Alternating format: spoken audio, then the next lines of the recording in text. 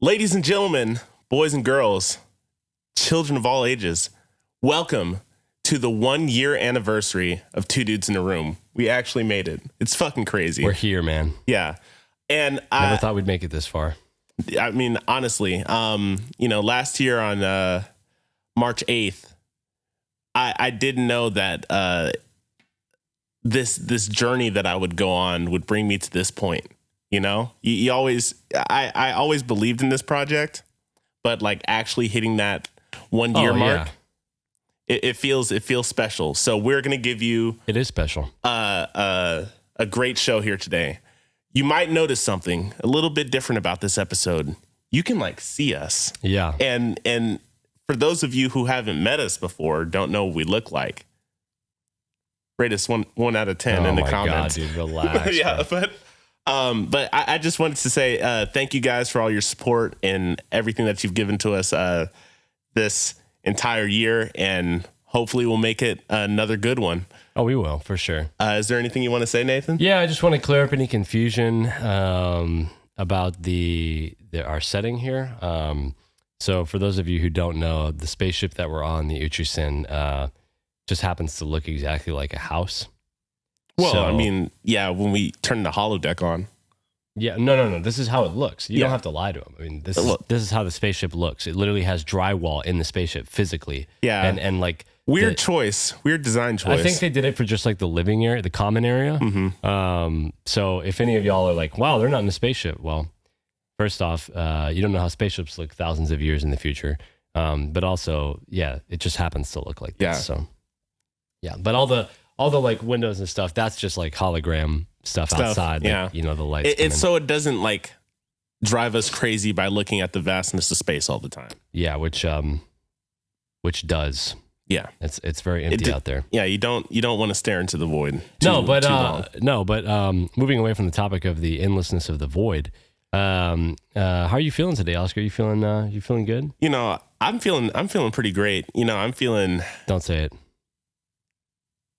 what? Don't say that you feel like a specific rapper You in the year 2015. No, I'm not going to say that. Okay. I'm not going to say that. I'm better than that. Okay. This is Okay. the start of year 2. Well, yeah, but like, don't act like you're not going to make that joke ever again throughout this entire second year of the show. I promise that I will never make that joke again. Nice reverse Anyway, psychology work out. but I feel good today. I feel good. Got a good bit of sleep last night. Good bit being Let's see. I went to sleep at about 1 a.m. I woke up at like 7. It's a good bit of sleep. So you got 6 hours. Yeah, just a good bit of sleep. That's good. That's good for you. I mean, it's better than most nights. So What's We'll take most it. nights? fucking, I'm looking at like 6 to 5, 6. Sometimes every 4. night? Not every night, but like a good amount of nights. Yeah. Wow. Yeah. That's that insomnia, baby. I Damn. love it. I'm sorry to hear that. I'm Hey. glad that you got more sleep than normal for this. Yeah. I've been getting good sleep recently. I've been back into working out and trying to cut things off at like 10 so I can, because I've discovered It's a good time. dude. Yeah. I've discovered I need like 2 hours to like wind my brain down and like be able to sleep. Like, that's including like doing my night routine, showering and stuff, but also just like getting in bed, watching some videos, reading, and then just trying to like sit and sleep. Right. So now that I cut things off at like 10, I have enough time to do that because I was cutting So- stuff off at like 11 or 12 before. So, okay. So you cut things off at 10. You start your wind down time at 10. You Yeah, don't exactly. start at 8 and then Correct. get to bed at 10. Correct. 10 is like, if I'm on the computer, I get off the computer. If I'm Yeah. out here hanging with y'all, I usually am supposed to be like, hey, y'all, I gotta go. I always feel like when I go to sleep at night, I always feel like I didn't utilize my time during the day doing the things that I wanted to do. So like nighttime is my time to like watch TV or, talk with friends or anything like that. So I just stay up. And I think that's what screws with me is that like I made an attempt to like start going to sleep at like 10, 11, but like my brain is just like, nope. Well, what time are you getting up? Nope. I usually, most days I get up, I set my alarm for 9. Okay. You get up, do you get up at 9? No, I usually wake up. There's like, it's rare for me to be woken up by my alarm. I usually wake up before it. Yeah. Oh, before it? Yeah. Okay. I was asking if you're like staying in bed or something. Yeah, if you're getting up, that's good. But one thing that helps me is like, you have to like actively stop whatever you're doing. Even if your brain is like, oh, keep going. If it's 10, stop. You have to like shut your computer off or turn off your monitor or something.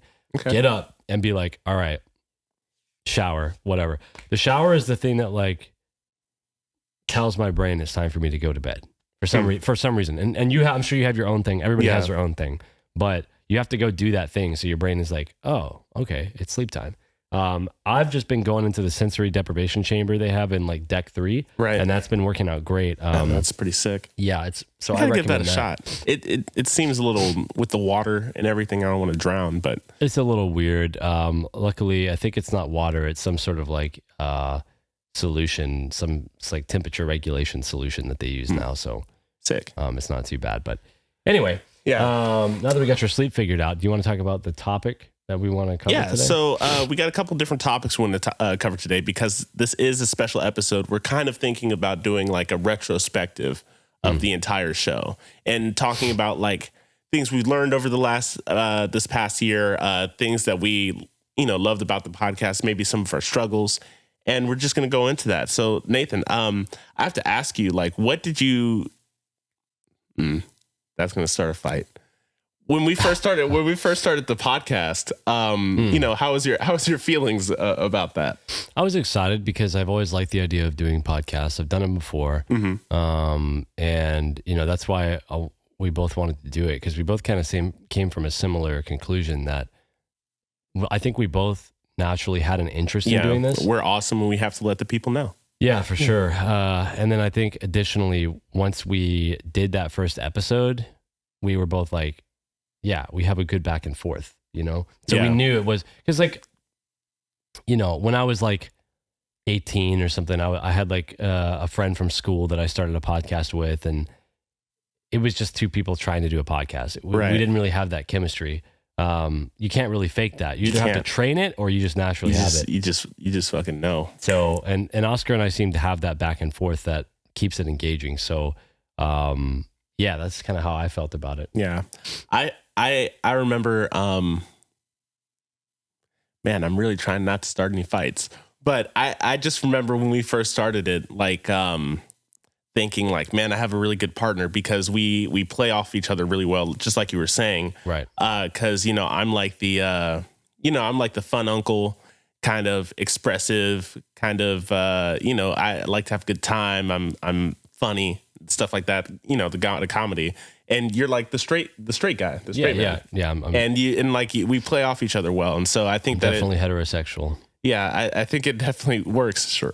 Anyway, what was that? No, yeah, for sure. And I think that the way that our dynamic works in the beginning was kind of a struggle because we got a lot of feedback from you guys that like it just sounded like we were arguing all the time. Yeah, because we just give each other shit constantly. Yeah, and that was like the hardest thing to stop doing because it's fun for us.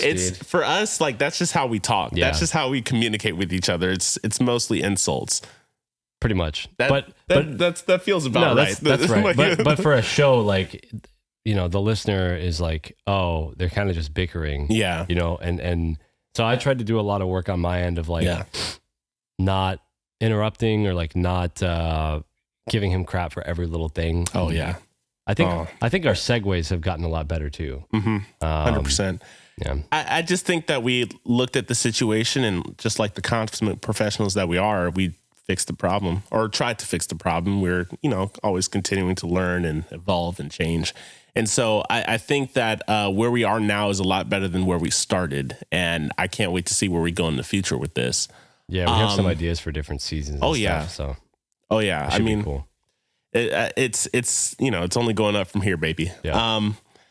What do you think some of your favorite moments from the podcast, or like what's an episode or two that like sticks out to you? Okay, well, we both agree that the freedom of speech episode was good. Oh, that was like the first episode, and this is a little bit of behind the scenes. So that was like the first episode, the freedom of speech. I think it was episode 15. It's definitely not 14. Yeah, it was because it was so close to 14 that the greatness kind of we were still hot off the press from that. It kind of melted over into that next week. So the episode 15, when we it's the pink one. If it's not episode 15, just in case if someone's trying to find this online. Yeah, I don't know if it's 15. He's probably right, but look for the thumbnail that's like hot pink. Yeah, that's the one. And it also says freedom of speech in all caps. In all caps. And so that was like the first episode where like I took off my headphones. I remember this. I took off my headphones and I just like looked at Nathan and I was like, we did that. No, that was a good episode. Yeah. And then like I remember because we record episodes in advance. So I remember just like waiting for that episode to come out. And when it did, like we got a lot of feedback from a lot of our friends and different people who were listening to the show. They were like, "Man, that episode was amazing." We didn't have to remind people to watch that episode. Oh, no. We just like dropped it like normal, and then we got like, dog, that episode was good. And I think it was like a combination of a lot of things. I think we were on that day. We also talked about a topic that is like kind of deep. It's not just like topical. Right. We also like had different viewpoints on the topic. Yeah. But instead of arguing and just leaving it at disagreeing, we like brought it home at the end. And so you get to hear a little bit of debating, right? You get to hear a little bit of disagreement, which is entertaining. Right. But you also get to like hear us come to a consensus at the end. I think that because what made it special to me was that was like the first time. Well, it's not the first time, but like, because we've had moments before, but that episode really showed me the potential of the podcast. It's like what we could be, because that was, I hate to toot our own horn, but it was phenomenal. Like it was great. It was one of the best episodes for sure. Yeah. We just knew that shit.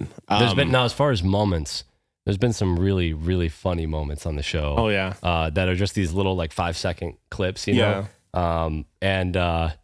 I would rather not quote my favorite one because it's like really really not the most appropriate quote. Just fucking do it. Well, one of them was actually on the. So we've actually filmed 2 live episodes prior to this one. Yeah, we didn't release it. We didn't release it. The one prior to this was in the same setting, and then we had one before that was filmed on a set. It's like an actual set. I'm not the biggest fan of how the lighting looked, but regardless, it was a cool set. Right. Like a Between Two Ferns. You've ever seen that show? It was kind of like that kind of set.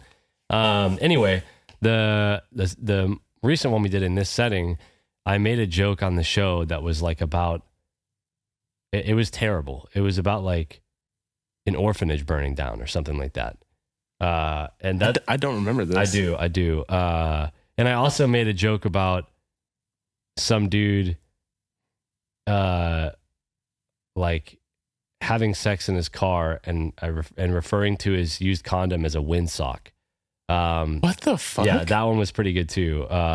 These are all moments that if we go back and watch it, you'd be like, oh shit, I remember. Yeah, dude, I have to, because but this is why I can't just like bring up these moments, because if you hear it, you're like, Jesus, what the hell? Also it's a moment that like nobody's ever seen before because we haven't put those episodes out yet.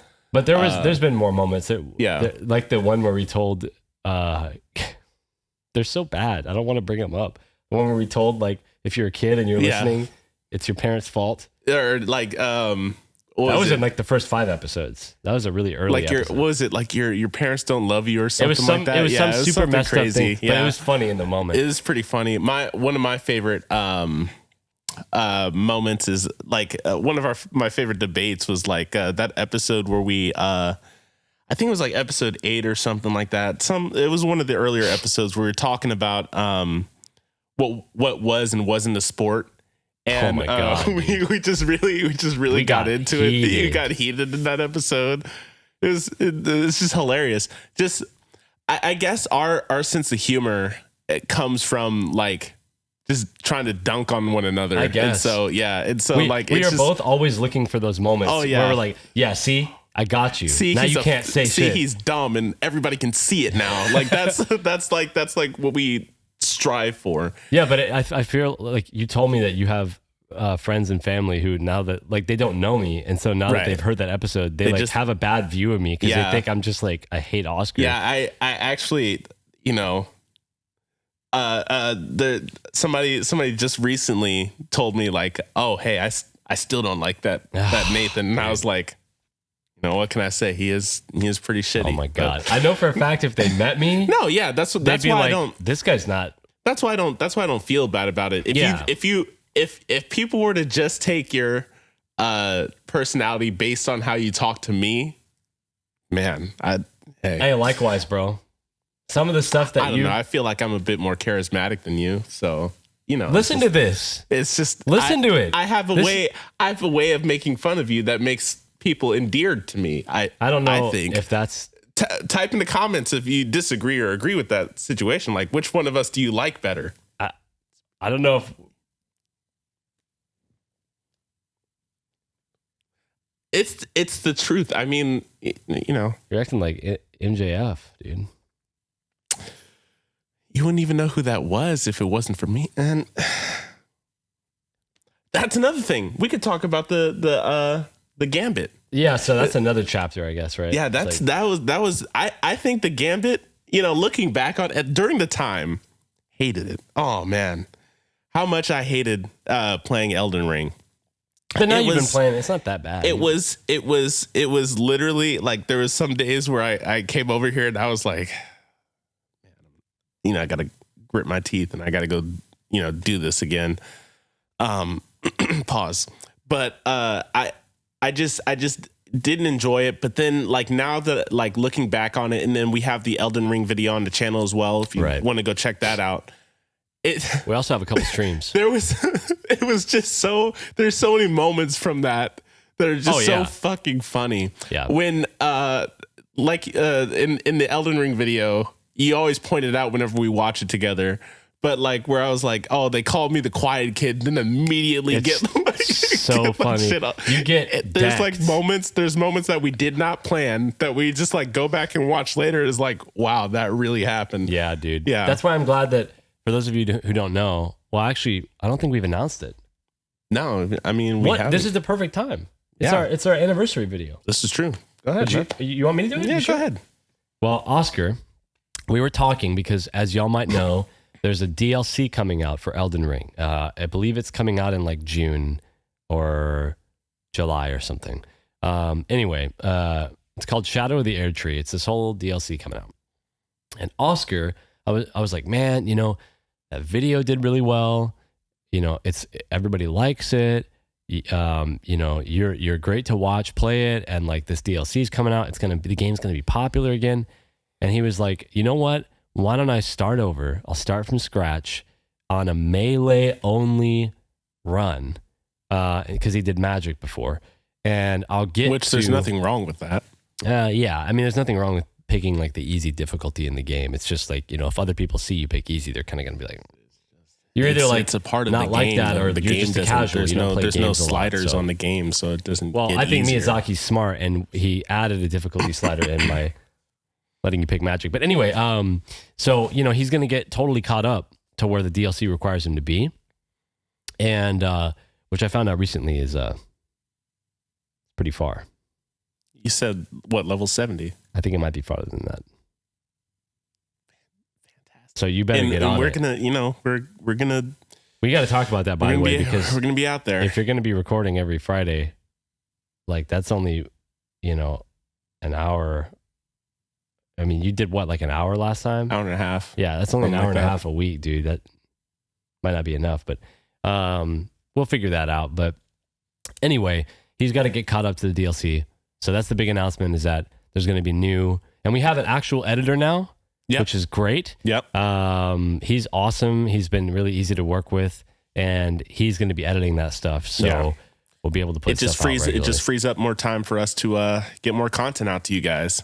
Absolutely. And you know, as my dad always says, it's all about the content. You have to be putting out the content. That's what your dad says? My dad literally, there was a time where like every week he would call me after he watched an episode and he's like, when's the next one coming out?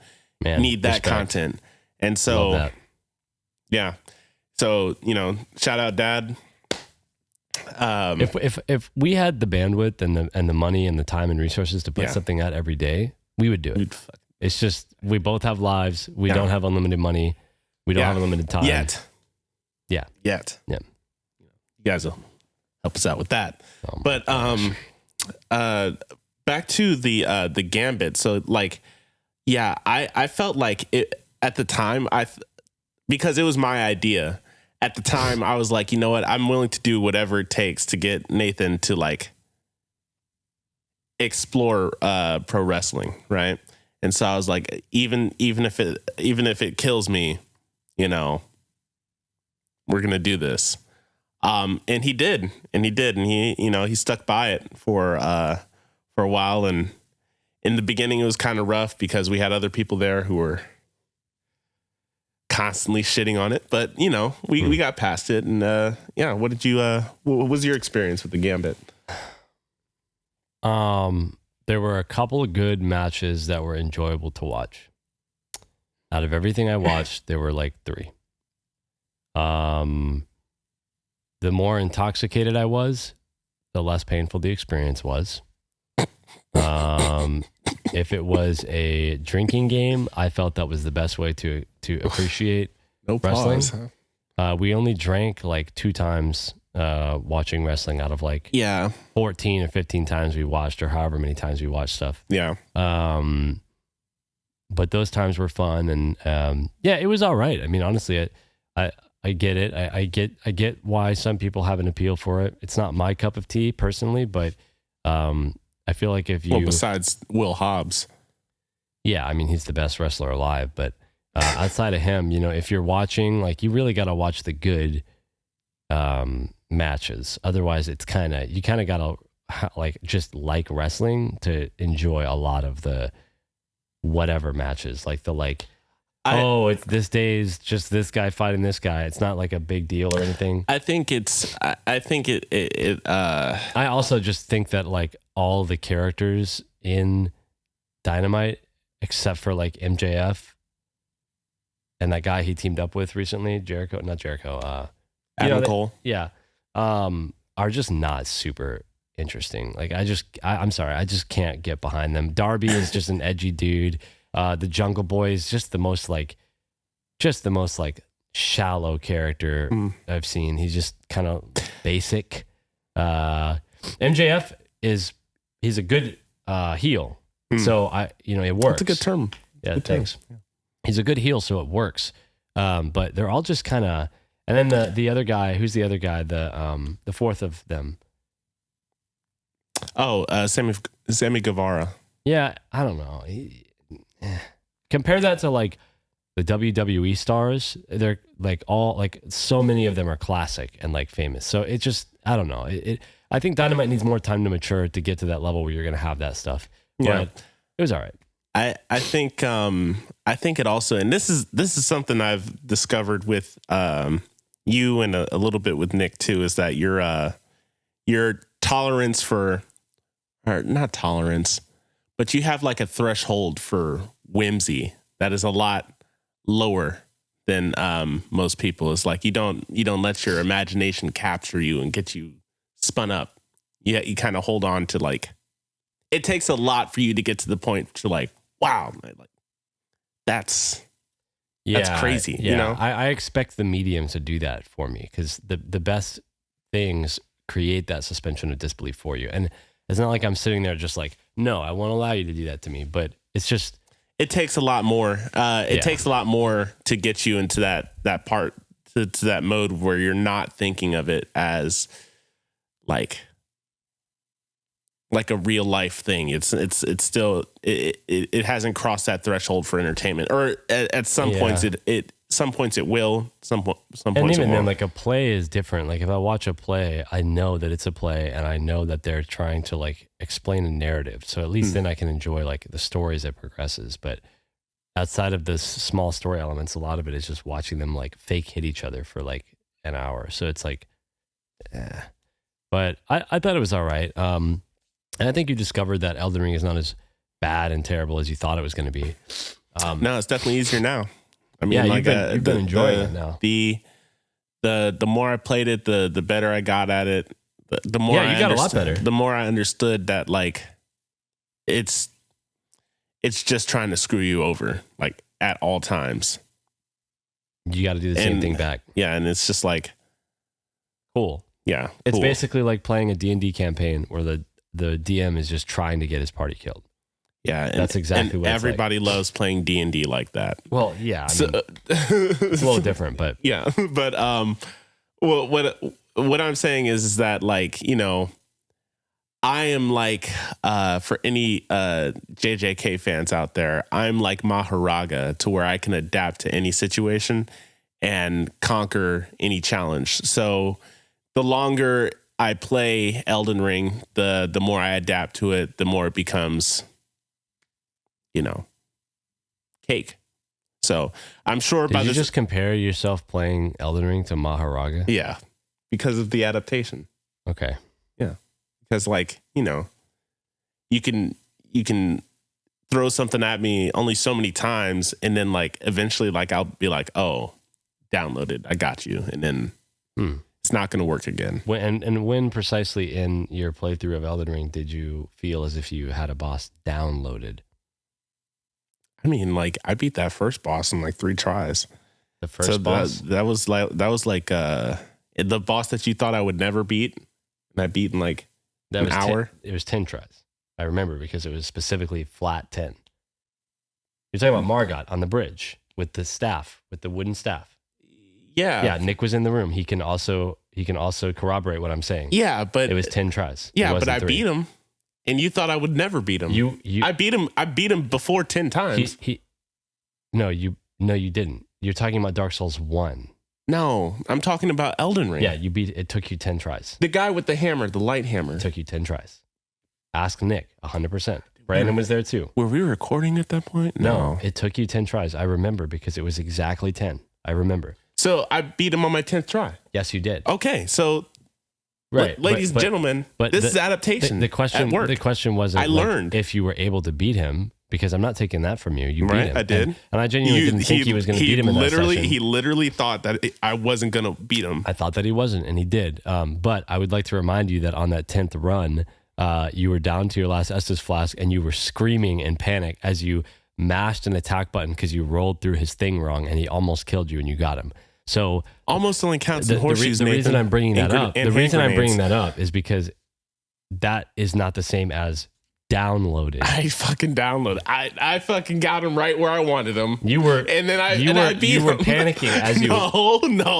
No. I got him right where it was a play. You see, if he thought that I was panicked, he was going to, make a mistake. He's going to slip up. He's going to feel a little bit too confident about himself. He's an NPC. He doesn't have him.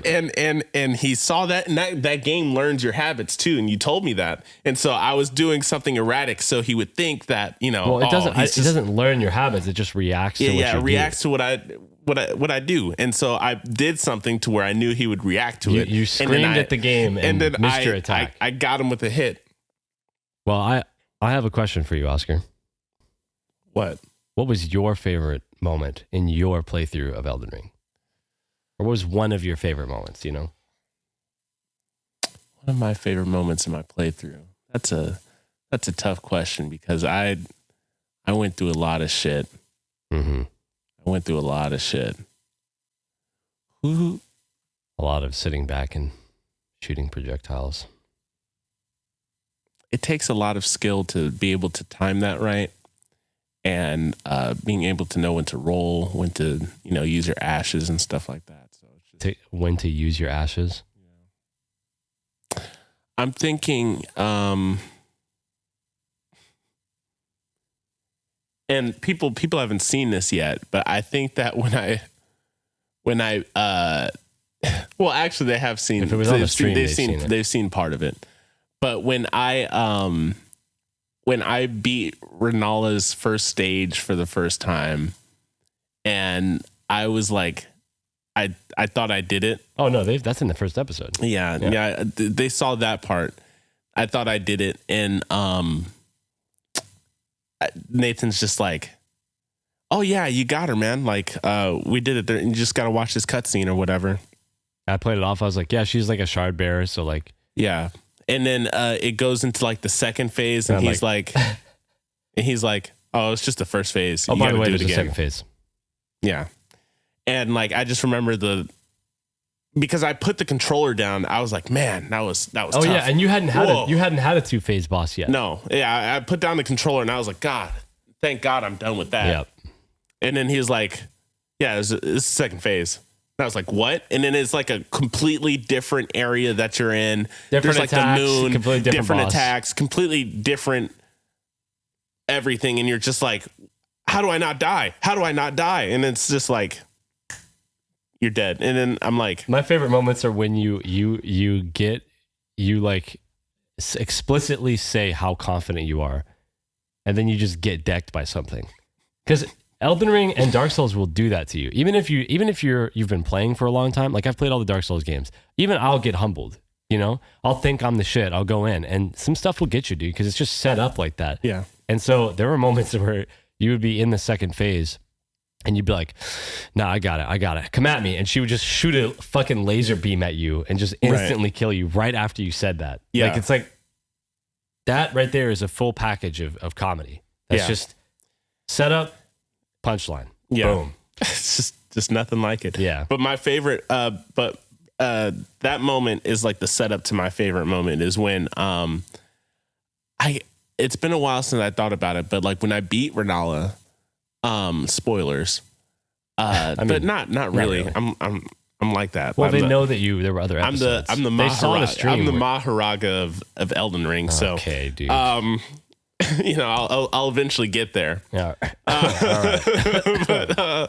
But I would love to take that clip and just right after it put like any of the clips of you like screaming in panic while you're I'm the fucking Maharaga of Elden Ring. Okay. I do that. That's what I do.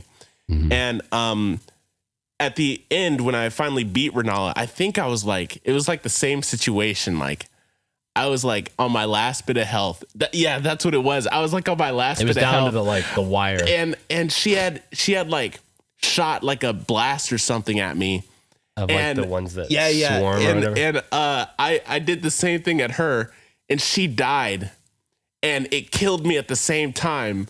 And like as like I was my knees were hitting the floor, pause, and like I was about to like dissipate, the cutscene started for like her death scene. Yeah. So it counted as me killing her. And meanwhile it says you died on the screen. Yes, like it says you died. It like but because the like real teller is that the item shows up. If the item like her drop, right, if that shows up for even a frame, that means the game has like the gear has turned. You know what I'm saying? Like, in the game's logic, it's like check.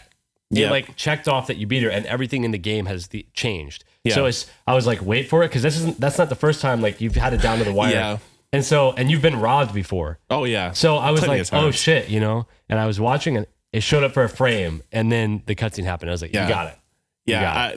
I was literally turning to dust as straight up as the fucking cutscene started, and then it was like, you win, and I was like, yeah, like I did it dude. Again. I downloaded her. I knew exactly what was going to happen. You died as you beat her. If you downloaded her, you wouldn't have taken a lot of damage. Sometimes it's I feel like that's a little. It's one thing to say you beat her. It was a good battle. It was like you ever seen that the clip of like any clip where it's like the it's like a big battle in anime, and it'll have like the Anamino, like that song that like it's just like two people going at it. That's what it was like. And like, what it was that almost killed me was the fucking dragon. The dragon she had the dragon out, and it blew fire. Now I just want to let you know, like if you ask anybody who has beaten Elden Ring, you can ask like Cotton or anybody. that boss is actually one of the easiest main bosses in the game. Oh yeah, However, I'd say so. well, it took you a long time. It took you like 40 tries. So that's pretty I bad don't know about actually. 40. But, no, it was about 4. I counted. But I will say I had a death counter, remember? I would know. I can't make that up. But I will say people have brought up that specific fight is a lot harder if you're a magic build because She's resistant to magic. well, she's not resistant to gravity magic, is what you were using against her, because it's actually just physical damage. True. But to avoid sounding like a nerd, the point is, she wants to sit there and play the range game, and if you're playing the range game too, you're forced to like sit and like dodge all of her stuff. If you're a melee like I was when I beat her, you're running in all the time. So when you get up close to her, you know how she uses her staff attacks? Those are way easier to deal with. Like she has like 3. Right. Whereas versus the magic, she's got like the shards, the laser, the other laser, the summons, the moon attack. Yeah. Like the beam. She's got like a 70. So if you run in, it's a lot easier. So I'm willing to give you the benefit of the doubt because you fought her with magic. But I can't remember. So we did Elden Ring and wrestling. I can't remember exactly. Didn't we change the we changed the gambit to football and World of Warcraft. Yeah. How did you feel about that? I feel like you didn't give it enough of a shot. When you showed up to World of Warcraft, you just kind of, I think you didn't, sometimes you give it your all, but a lot of the times you just kind of really didn't try. And maybe some of that's my fault because Tony and I were like chaperoning so hard that you didn't have to think. You could just like, to you, it was just a task list of like, okay, we're doing this and now we're doing this and now we're doing this. And so it probably all blended together. But I think if you had gone back in with a more open mind and you had your sense of wonder, you might have enjoyed it a little bit more. That reminds me, I'm still paying for that. I never stopped my subscription. You should play it again, so like anyway. You should play retail. I've been paying $15 a month for a game that I don't touch, but yeah, that's a bit questionable. But yeah. And then as far as football, like it's the same thing. Like I get it. Once I learned a lot of the rules of football, it was more interesting, and it was fun watching my team play. Even though the only 2 games I saw them, they lost, and then they won almost every other game. Yeah, that was funny to me. Is that I picked a good team? Though. You got to give me that. Right, you did pick a good team. For my first pick. They know, the Baltimore Ravens. He picked a good team, but the funniest part about this is that Nathan has like a curse attached to him in the house. So like anytime we're playing Smash or we're playing a video game or something like that, where 2 people are like by themselves playing, and then Nathan walks into the room, the game will shift. The game will just like go toward the one person. Yeah, and apparently it's the same with football because and apparently it's the same with football. They had a stellar season. They were the number 1 seed. They were like literally the best team in their conference after Nathan stopped watching them. Weren't they like 3rd or 4th in like the season? Like if you want to no, they were number 1 in their conference, and then I'm saying like in the season. Yeah, I'm saying in the overall season, like what did they get? Did they get to the were AFC? they like 1 game short of the Super Bowl or something? That's what I'm asking. Like who played? It was Kansas City and maybe yeah. I think they were like 3rd in yeah. So when I watched, they lost both games I watched in a row consecutively. They lost both. And then when I stopped watching, they got that far. He was like, oh, yeah, the Ravens actually have a good shot at the Super Bowl. Yeah. So anyway, well, look, we have 20 minutes left. For sure. So I want to talk about a topic that we got requested. True. This is true. This, should we name him? Yeah, I mean, it was Nick. Okay. It was Nick.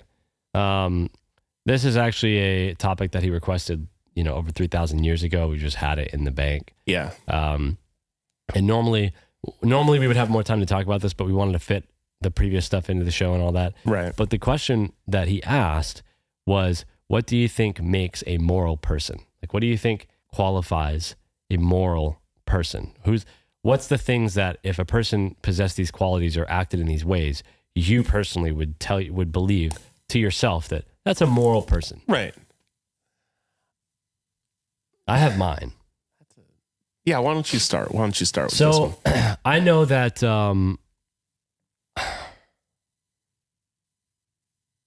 so there's a lot of theories around morality. There's different schools of thought. One of the schools of thought is that there's levels to morality. So like the first level is deciding if something's good or bad based on getting rewarded or punished. The second level is deciding on something's good or bad because society calls it good or bad. So basically, like, just laws is what you use as your morality, or being viewed as I don't want to speed because I don't want to get into an accident because I don't want to break the law, or I don't want to be seen as someone who would break the law. And then the third level is you've taken the time to like think about what you believe is true or false and right and wrong, and saying, I don't want to speed because I don't want to be responsible for the death of another person.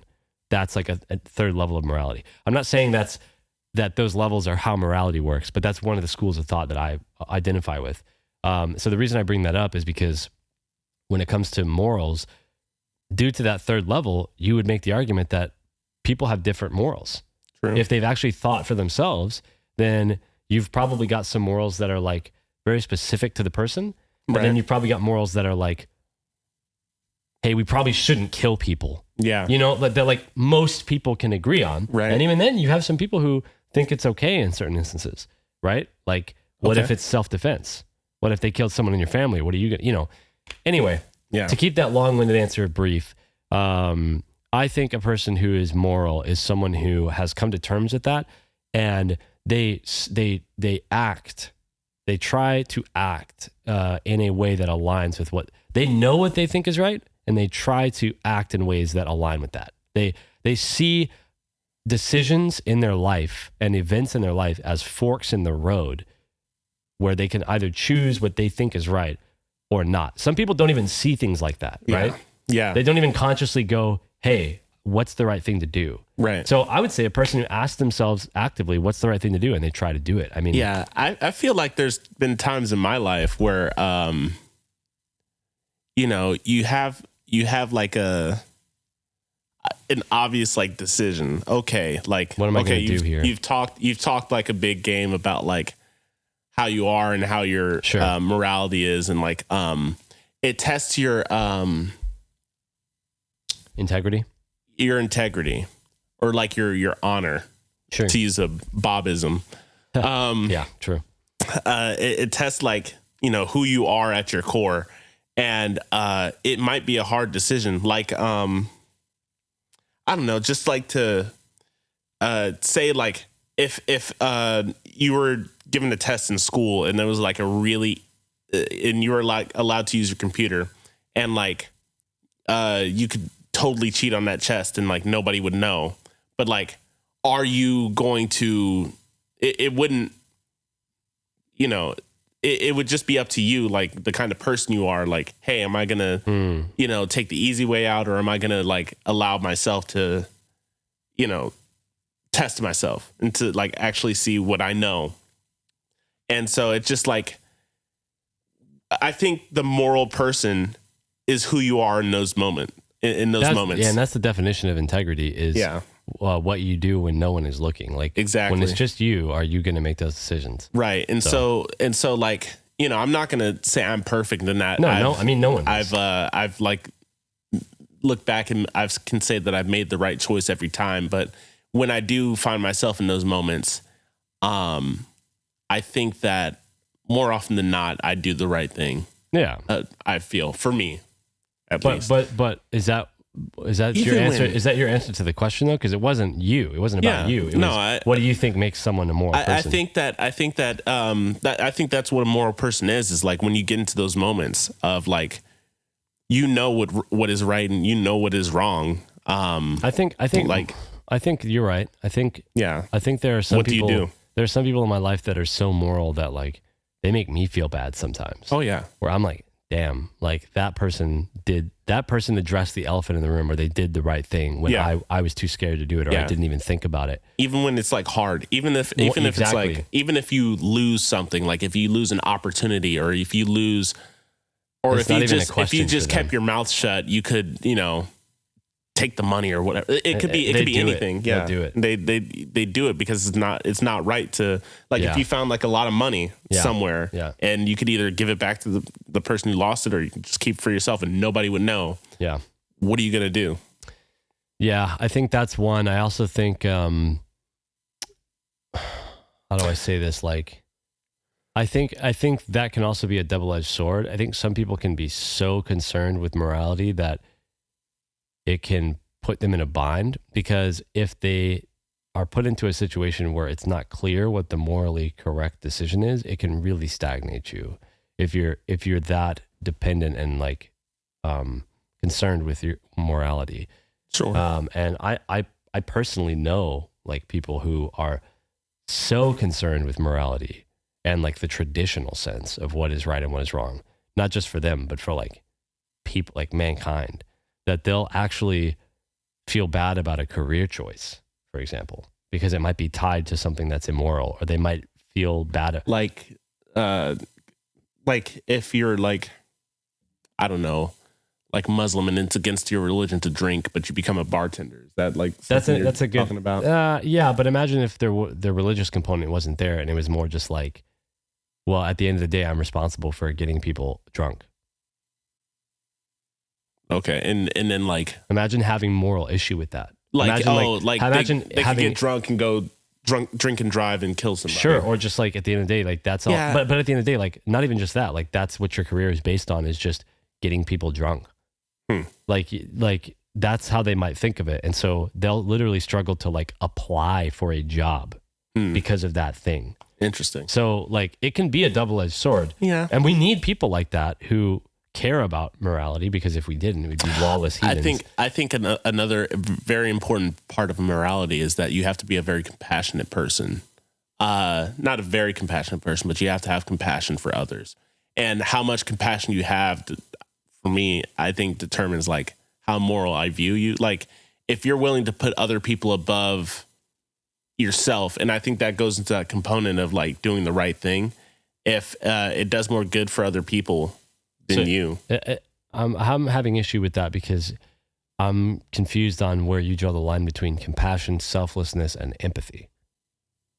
Like are those just all kind of wrapped up in the same thing for you, or are they separate? Because you said compassion, but then you said put others above yourself. So that sounds more like selflessness. I mean, there's a crossover. It's like a what's it called? Like a Venn diagram almost. Yeah. So there's definitely a crossover. Yeah, but you know why I bring that up? Because like I know people who are moral. I don't think they have to necessarily put others above themselves. I think they just like let me ask you this. Yeah. If someone treated others like they would want to be treated, would you not consider that a moral thing?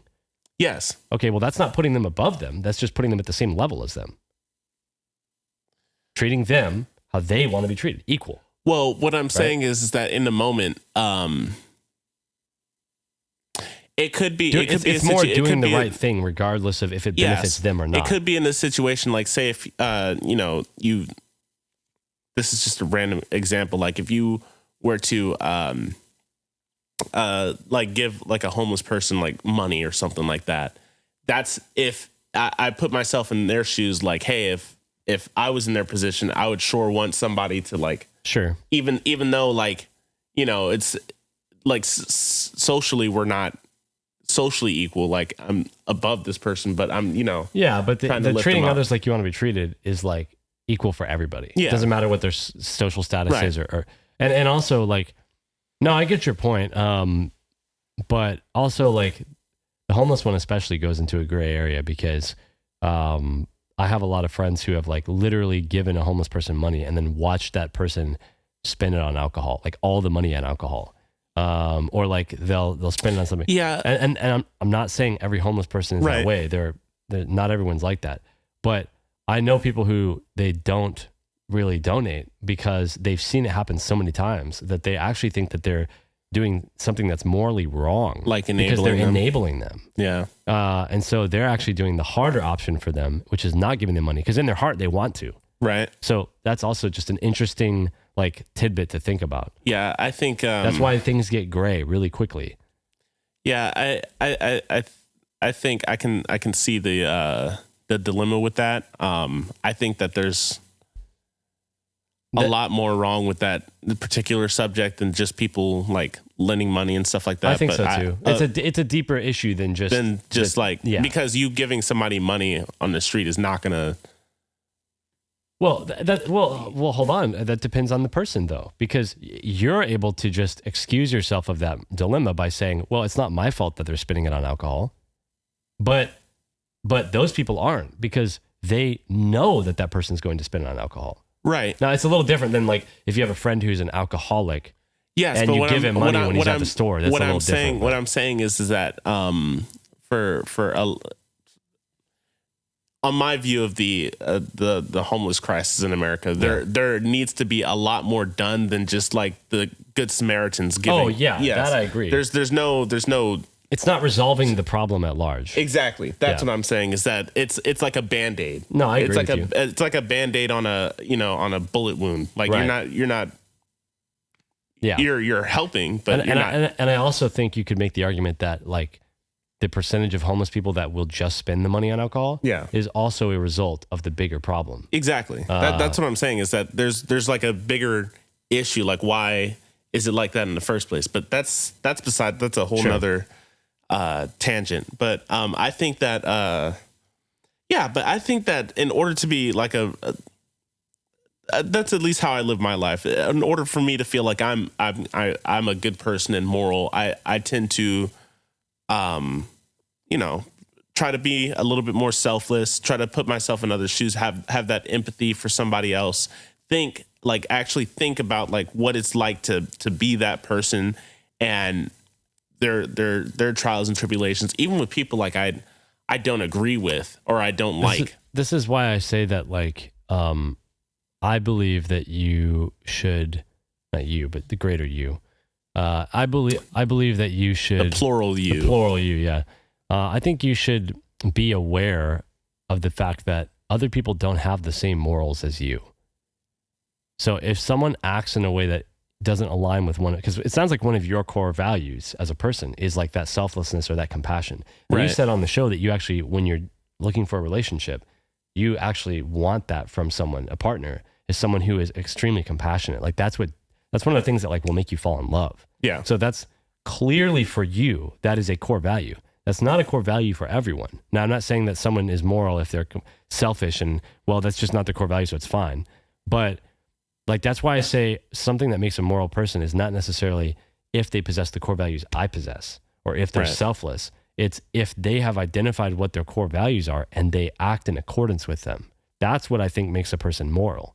Now, if a person is a psychopath and their core values are just having fun and they don't care about hurting others, yeah, I think that's an edge case where you could say, even though they're acting in accordance with their values, what they're doing is immoral. Yeah. So it's not all black and white. But I have my own set of core values. I have my own things that I think I should act as. But I'll meet people who don't act those ways. Right. They don't.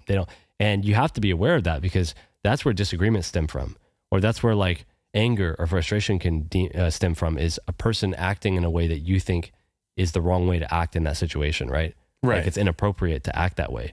And it's easy to forget that like, dude, there's somebody else. Like in their mind, they acted the way that they think is correct. So that's why I think it's an interesting question, because I can't just apply my morals to everybody and say if they do this, then they're moral, But I just wanted to bring that up. I Yeah. thought that was an interesting part of it. Yeah, I think that's a really good point. And like how, I don't know, I just think that we should take some time to be in each other's shoes. Like I think so too. I think that would solve a lot of issues, and that a lot of problems from today stem from the fact that there's like a wall there's like a hard wall between people that's like, oh, I have me and mine. Right. We're good. Everyone else kind of like, There's not that love that like it's like gaining knowledge It about the also- other person. yeah, it also has to do, I think it has a lot to do with the fact that like there's no real, especially in like the suburbs, there's no real sense of community There's no anymore. community anymore. It's like you have your house, you have work, and that's it. Like what is Pflugerville, Texas to you besides this No, that's a good point you bring up. fucking house that you live in? Yeah, that's a good point you bring up. There's not a lot of like my parents know like all their neighbors. Yeah, They know all of them. right, I don't. And when I get a house, I probably won't.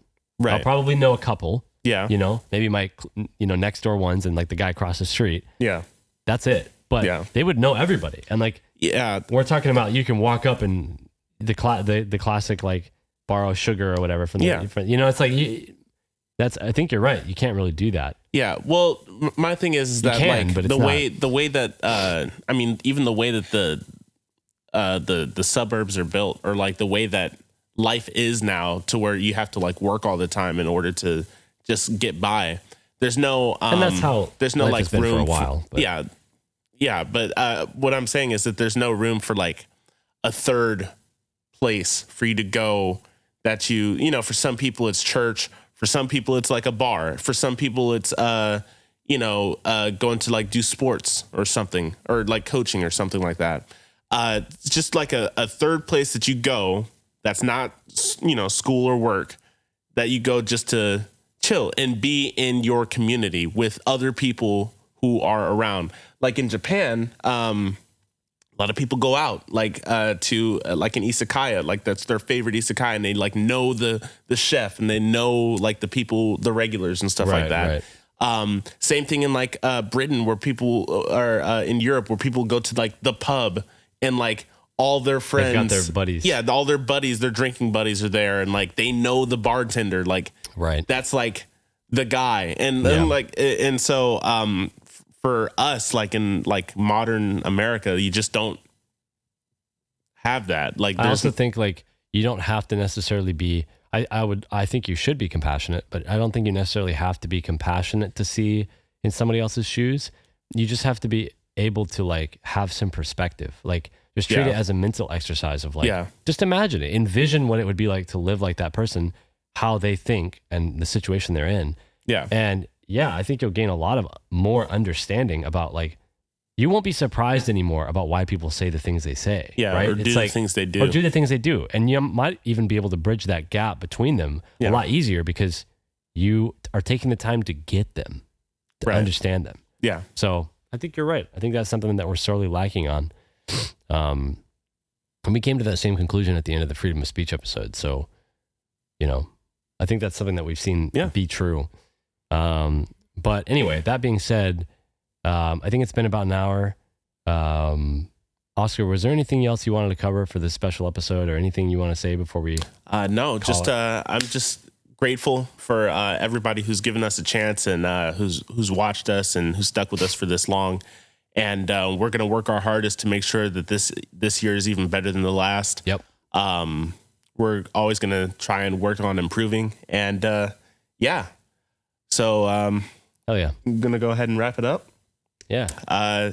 Listen, you never know what anybody's going through, so be kind to everybody. And with that, peace out. We out of here.